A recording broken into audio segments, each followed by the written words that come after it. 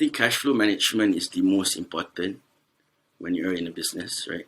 Because you won't see when your money is, when you still have money. You won't see it when you still have money. When you don't have money is when, you'll be like, I'm stuck. I'm really stuck. So manage your cash flow really well and mix with guys who are better than you. Always mix with the guys who are better than you. Learn from them.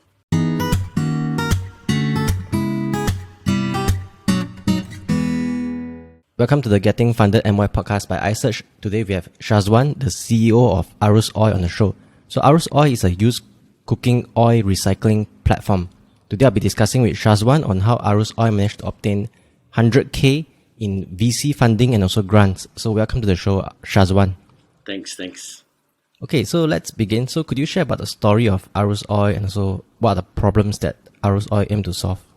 Yeah, sure. It started off as a community project in my neighborhood where residents were provided an outlet of responsible disposal for their recyclables. This includes e-waste, plastic, papers, of course, used cooking oil. And from the community project, we noticed that convenience is a key formula to responsible disposal of renewables or recyclables. Breaking down all the recyclable items, many are still uninformed that used cooking oil can be recycled. Or due to its nature of being in liquid form, it may be a little hard to transport it. So, they go to the most convenient outlet, which is pouring it down the sink. So in June 2021, we branded the used cooking oil collection service as Arus Oil, an on-demand recycling platform for used cooking oil that enables households and businesses to recycle used cooking oil conveniently. And how do they recycle the used cooking oil? So basically what we'll do is we will provide them with a container. For household, we'll provide them with a 5-liter container.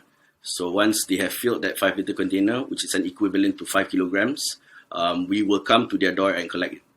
Oh, okay. And then do they get like cash for providing the cooking oil? Yeah, they do. So right now, the current rate going is for 5 kilograms, we will purchase it at 1 ringgit and 30 cents per kg. Oh, okay. So I guess restaurants would benefit a lot from this, right? Since they cook a lot, so they can, instead of wasting the cooking oil, they can actually give it to you, and then they can also earn like a sort of like a side income. Yeah, definitely. There are even some restaurants that could increase their revenue by 1,000 ringgit a month by just selling off their used cooking oil. Yeah. And they don't have to like purposely store the cooking oil and transfer to your HQ. Your team will personally come and collect the cooking oil from them. Correct. Okay. Yep.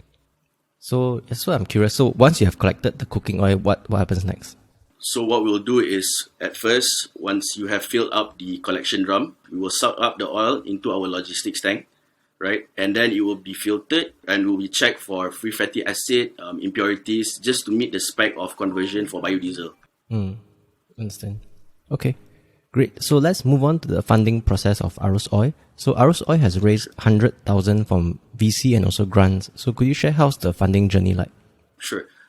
We participated in March, I think. We participated in IOI Kickstart program, which March required 2021? us to do yes, correct, March 2021. Required us to do a pitch. Then there was a follow-up interview. After that, there was we had to provide them with a MVP, a minimum viable product. The grant was for RM50,000 ringgit, and we got an office to rent from IOI for RM100 ringgit per year. Yeah. And then there was another program that we participated. That was the Alpha Startup Digital Accelerator Program, organized by 1337 Ventures. It's an 8-week program where it touched a lot on our business pain points, the target market, and many more. It was a really good mentorship or training ground for us. And it also gave us some sense of confidence when presenting it to investors. Also, at the end of the 8-week program, there was a demo day, which we had to present on our product or services. From there, we raised RM50,000 ringgit, and we had to give out 8% of our equity for our pre-seed fundraising. All right. So 50k from the IOI Kickstart grant and 50k from this pre-seed program. Yes, correct. Okay, I'm interested in the IOI Kickstart grant because that one you don't have to give out any equity, right? Correct. How do you find out about this IOI grant program?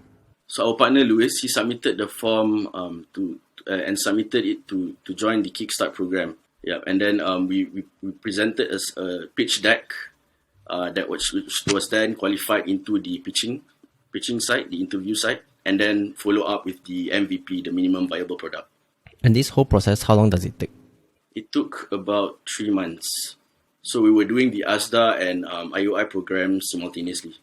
Wow, that's crazy. So you have to work on two pitches at the same time. Yeah. So the IOI one, is there any like terms or conditions that you need to give them something, since you're not giving them equity, right? So the grants, is it they just give it to you? So IOI's terms are very straightforward and simple. Number one is that you have to occupy the office, right? And in the third year, you will be subject to paying the market rate rental.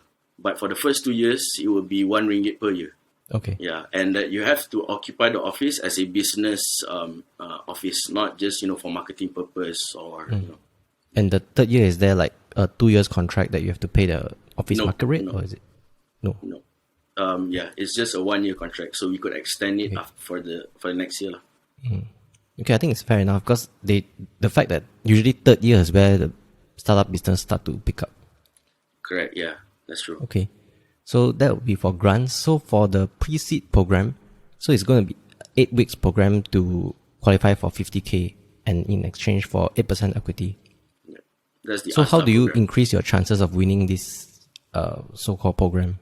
I don't know. I think you should know your stuff, really know your business and know what you want to ask, from people to help with your business. I think that is key, because investors want to know how much you know about your business and what do you want, like straightforward. Because if you don't know what you want, investors be like, this guy might not be the right guy, because he doesn't have any objectives. So are you collecting the oil throughout Malaysia, or is it just KL Selangor for people who wish to recycle their cooking oil?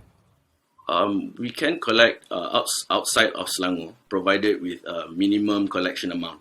There's a minimum collection amount, which is about 500 kilograms. Right.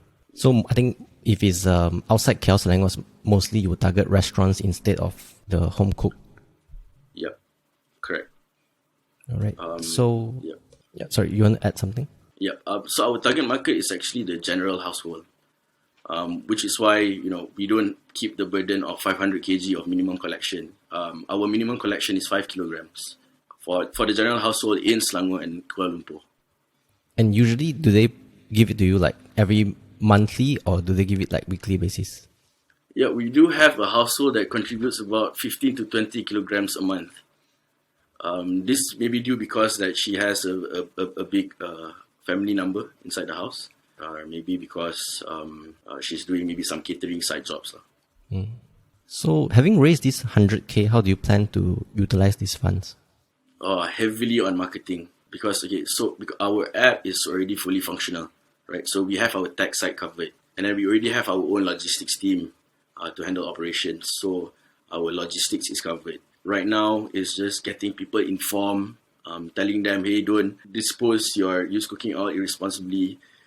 Don't throw it down the sink, and maybe incentivizing them in a certain way that they would want to recycle their oil, be it money or maybe giving them an outlet to pay their bills, right? Electric bills or car petrol, or maybe get green products in return, green furnitures. Yeah. So what type of marketing channel has worked the best so far? The best so far has been referrals, to be honest. Yeah, the referrals has given us the best results in terms of activation. This is due to the fact that upon referring a friend, you get a 10% increase in your selling prices. So that is the best channel that we have. Plus, it's not so expensive. Yeah. Yeah. So how about the performance of ads? All right. So the performance of ads is, it's kind of like you're climbing the hill and then going down the hill. Sometimes you get good results, sometimes you don't. Okay. And your aim is for the app downloads, right? Our aim is actually for activation, not just on the downloads. We want them to recycle. And the app, do you need money to build the app, or you build it all in-house internally? You don't have to engage an external. We built it in-house. So our CTO Louis and our CMO Dr. Chai, they are heavily on the back end and front end of the app. Yeah, I think from there you easily save like 30 to 50K already. Yeah.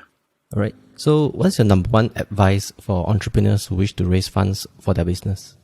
Like I said just now, make sure to know how much you want in terms of raising funds and why you want it. Investors can always tell if you know what you're talking about, or if your research facts doesn't jelly with your business model. And make sure you're passionate when you're presenting. Okay. So what are the hopes and also plans for Arus Oil moving forward? Do you plan to raise more funds, or what are some of your plans? Yeah, that's a good question. We are actually expanding to Penang and Johor via a lightweight scaling program. This would definitely require us to raise a bit of funds. And we do have an angel investor who is interested to invest. But ultimately, we would like to see our app and business model being replicated or being deployed in other countries as well. Because, used cooking oil is not just a problem in Malaysia, right? It's a problem in Singapore, it's a problem in Thailand, it's a problem in Vietnam, it's a problem in Indonesia.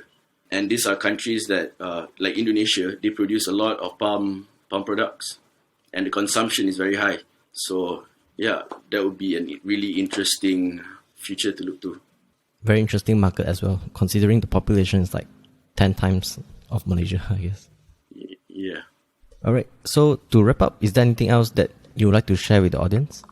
Yeah, I guess I would just want to say that to all the entrepreneurs out there, never give up.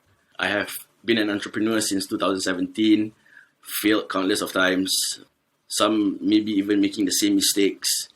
But follow through, own up to the failure, be consistent on pursuing your goals. I guarantee you that's the only way you will achieve results. Interesting. So you have been entrepreneur since 2017. So I think you have been through a lot of challenges and also mistakes.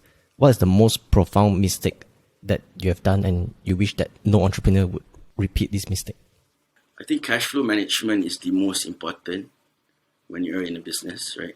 Because you won't see when your money is, when you still have money. You won't see it when you still have money.